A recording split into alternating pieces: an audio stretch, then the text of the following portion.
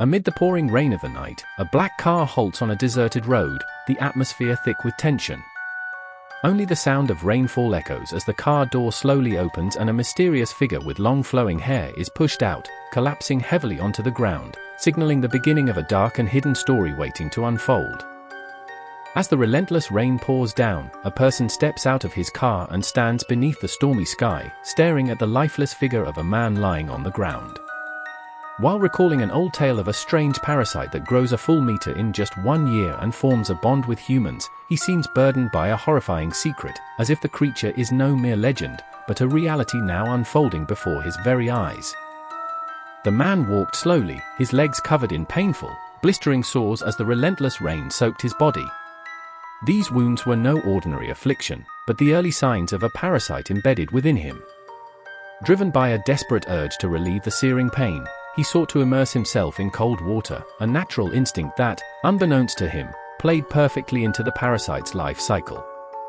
Amidst the downpour, a hooded figure gripped a tool tightly, as though bracing for the horrifying truth that was about to surface. Once the right conditions are met, the parasite begins to consume its host from within and swiftly lays numerous eggs. These eggs spill into nearby stagnant water, silently setting the stage for a new infection cycle. Unaware of the threat, other humans drink the now contaminated water, allowing the terrifying organism to spread. Meanwhile, the body of the first victim lies motionless in the relentless rain, marking the beginning of an unseen catastrophe. Amid the relentless downpour, a cloaked figure mercilessly swung a blunt weapon at the motionless man's body, striking repeatedly without a hint of hesitation. Each blow echoed with metallic clangs through the rain-soaked air, creating a harrowing rhythm of violence. The act was not one of passion but of cold intent, mechanical, calculated, and devoid of empathy. There was no pause, no remorse, only the chilling precision of someone fulfilling a grim purpose. Though his face remained hidden beneath the hood, the force behind each strike spoke volumes, enough to paralyze any onlooker with dread. After delivering the final blows, the hooded man let out a low, unsettling laugh under the pounding rain, as if relishing the aftermath of his violence. His face slowly emerged from beneath the soaked cloak, not triumphant, but hollow and broken. With every droplet that rolled down his skin, his laughter grew more eerie, a soundless echo of madness barely contained. He reached up to scratch his face, now itching and burning, an early sign that the parasite he tried to contain had found its way into him. And as the rain washed over his tainted skin, the man laughed once more, not as a predator, but as the parasite's next unwilling host. Amid the unrelenting downpour, the cloaked figure locked eyes with a white fox whose heavy breathing and piercing gaze betrayed a gnawing hunger. The rain blurred the lines between man and beast, drawing them together in a moment of shared fragility. Slowly, the man rolled an object toward the animal, its path marked by soft splashes as it struck the wet earth. The fox stood still, wary yet driven by need, caught between primal caution and the silent hope for relief. In the quiet tension of that rainy night, only the sounds of rainfall and trembling breath bore witness to a moment of strange communion between two desperate creatures. The freshly discarded eyeball rolled slowly across the muddy ground, accompanied by the relentless rhythm of rainfall. An eerie stillness engulfed the edge of the dark, empty lake, as if nature itself held its breath in horror. The heavy downpour and dim sky amplified the unsettling silence, framing the eyeball as a grotesque emblem of the destruction and madness wrought by the parasite. Each falling drop washed away traces of what had transpired, as though the rain conspired to bury the truth beneath its endless flow. 2 days after the gruesome incident, the scene shifts to an industrial zone that seems ordinary, yet has become the center of a looming investigation. Smoke billows from towering chimneys, signaling normal operations, unaware of the tragedy buried nearby. Amid the caution tape, an elderly man walks slowly toward someone calling him into the investigation area. A sense of unease hangs in the air, hinting that what they uncover might only be the beginning of something far more sinister and horrifying. At the scene now under investigation, a cold breath escapes the mouth of a young man standing still, his gaze sharp and watchful. He carefully surveys the area before slipping on protective shoe covers and stepping beyond the caution line. An older man, Mr. Okada, seasoned and composed, delivers a grim assessment. It appears to be a case of murder. Another investigator approaches, inquiring about the situation, reinforcing the sense that a dark and twisted mystery is beginning to unfold before them, waiting to be uncovered. By the quiet lake shore, the corpse lay still, relatively fresh, yet horrifically torn. Mr. Okada relays that it was discovered by a fisherman, and judging by the wounds, it seems the body was ravaged by a wild animal. The young investigator, Barber, steps in, examining the damage closely, his eyes tightening with concern. Amid the tense silence, Barber lowers his head, pressing his hands together in a solemn gesture of respect for the departed. Yet something unspoken lingers in the air, an unsettling sense that this incident is anything but ordinary. Something more sinister may be lurking beneath the surface. As the investigation continued, Barber stepped closer, examining the body with focused intensity. The corpse lay bare, no clothing, no personal belongings to hint at who they were. An old surgical scar across the abdomen was their only lead. But the most disturbing detail was the mutilated face, with the victim's nose barely hanging on, their hair crudely cut. Everything pointed to a calculated erasure of identity. Someone had gone to great lengths to ensure this person would remain unknown, making it chillingly clear that this was not just a murder, it was an intentional disappearance. The investigation deepened as Barber and Mr. Okada assessed the grim scene, realizing that this was no ordinary crime. Strangulation marks around the neck hinted at a deliberate act of murder, though the exact cause of death remained uncertain. Barber, convinced by the evidence, believed this was a carefully orchestrated killing. They theorized the victim had been murdered on site and then thrown off the cliff to mislead investigators. Mr. Okada pondered the disturbing possibility that multiple perpetrators might have been involved in the execution of this gruesome act. As tension lingers in the cold air, Barber and Mr. Okada come to a grim realization: the killer had gone to great lengths to erase the victim's identity. The teeth were removed, and even the fingerprints had been burned beyond recognition. The only hope left for identification was through DNA testing. Both men stare silently at the body, understanding that they were facing a meticulous and calculating murderer. Barber stood frozen, anger and confusion etched across his face, struggling to comprehend who could commit such a heinous crime. Meanwhile, elsewhere, the tone shifted. A university student named Ari waited casually at a bus stop near campus, absorbed in her phone before being reminded by a friend that class was about to begin. While horror lingered unseen, the world kept turning for others, blissfully unaware of the darkness creeping closer. A young woman paused on the staircase, telling her friend to go ahead, appearing calm, until her phone began to buzz repeatedly. As she glanced at the screen showing Shincho Publishing, her expression turned tense and serious. Amid the bustle of students passing by, the call seemed to carry news heavy enough to shake the rhythm of her ordinary day. Ai Tanaka, a young woman seemingly full of hope, receives a call from a publisher named Shincho Publishing informing her that her work has been eliminated in the second round of the Newcomer Award selection. Her expression reveals deep shock, as if all her hopes suddenly collapsed, marking an emotional turning point in her life that may heavily influence her next actions.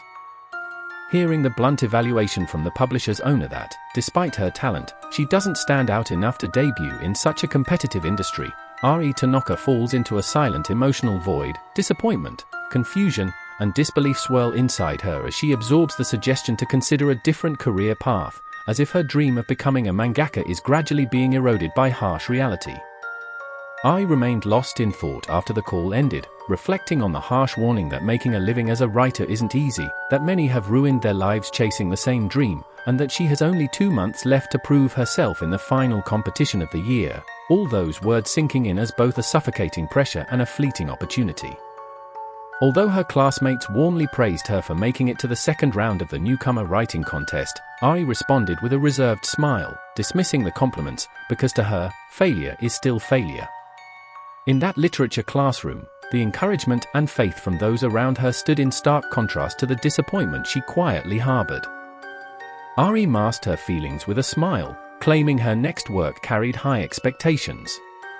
When her friend eagerly asked if they were going to celebrate, Ai gently declined, explaining she had to meet her new roommate. Though she appeared calm and friendly, the look in her eyes hinted at an inner burden she kept quietly to herself. After leaving the classroom, Ai walked down the corridor toward her new room. As her footsteps echoed in the silence, her mind churned with uncertainty and anxiety. She wondered what she should do next, feeling trapped and without options. Though her eyes held a look of determination, deep inside she accepted one thing: there was nothing else she could do but keep going forward.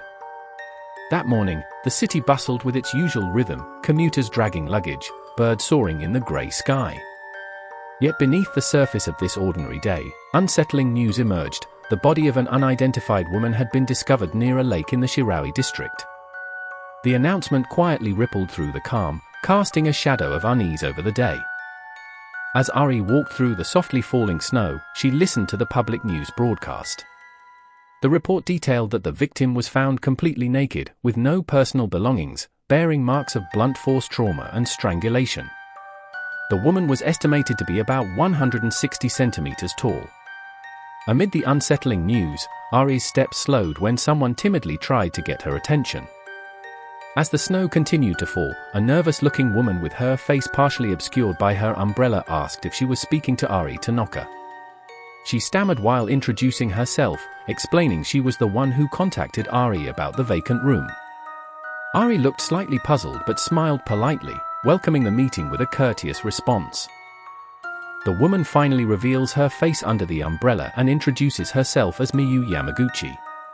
She gives an awkward smile while scratching her neck, saying hello in a nervous yet friendly tone. Her gaze appears unusual, and her speech is slightly stilted, giving off an impression that she may be hiding something or has a mysterious background. Ai introduces herself to the woman named Miu Yamaguchi, but Miu responds by saying they've actually met before. She explains that they attend the same school, and she recognizes Ari from the literature club. Miu even mentions that she has read the club's magazine, which visibly surprises Ari. Miu explains that, as she mentioned in her email, her previous roommate recently moved out and she has been searching for a new place. She found Ari through a housing website. Miu says she would appreciate living with someone who respects literary arts. Ai responds warmly, sharing that her dream is to become a writer. Miu then offers to give her a tour of the nearby apartment, assuring Ari that she won't be a bother. Ari agrees to the offer. Miu takes Ari to an apartment located in a snowy city area. From the outside, the apartment building appears modest and two-storied. Upon entering, Ari is surprised at how spacious it is, bigger than she expected. Miu explains that the apartment is currently being renovated to accommodate a new roommate. Miu explains to Ari that the apartment has 2 bedrooms. One belongs to her, and the other is vacant. She also mentions that the previous tenant moved to Sapporo and took everything with them, leaving behind only the curtains. Ari observes the room, which is spacious, with wooden flooring, and empty except for the curtains still hanging on the window. Ari looks out the window and points at something in the tree, asking if it's a bird's nest. Miu explains that it isn't, it's Viscum album, a type of mistletoe. She explains that the plant is only half parasitic since it attaches to the host tree and steals its water and nutrients but can also photosynthesize on its own. Miu also mentions that it's said to bring good luck. Ari observes the surroundings and remarks that the peace and quiet would be great for writing. She smiles and says she likes it. Meanwhile, Miu watches her silently from behind, her expression unreadable and focused. Several days later, Ari is seen arriving at her new apartment dressed in dark winter clothes. She looks around calmly, observing the flying birds and the rocky sea view. A moving truck appears in the scene, signaling that she is officially moving in. Ari gazes up at the tree branch where the parasitic plant, Viscum album, grows, recalling that Miu had said it brings good luck. Inwardly, she makes a hopeful wish that this luck will indeed reach her. With a gentle and expectant expression, she looks toward the wintry sky and silently pleads, "Please bring me good fortune." A few days after moving in, Ari discovers a postcard marked late payment in the mailbox. Upon closer inspection, she sees that it's addressed to someone named Yuiko Hayashi, residing at Apt 103, Midoriko, Tomakomai City, Hokkaido. This surprises her, as the name doesn't match Miu, her new roommate. With rising concern, Ari questioning the true identity of the person she's living with. Ari finds a late payment notice addressed to Yuriko Hayashi in the mailbox and hands it to Miu, casually explaining she thought it was for the previous tenant. Miu hesitates, then replies that the letter is for the girl who lived there before Ari, and she'll make sure to send it to her.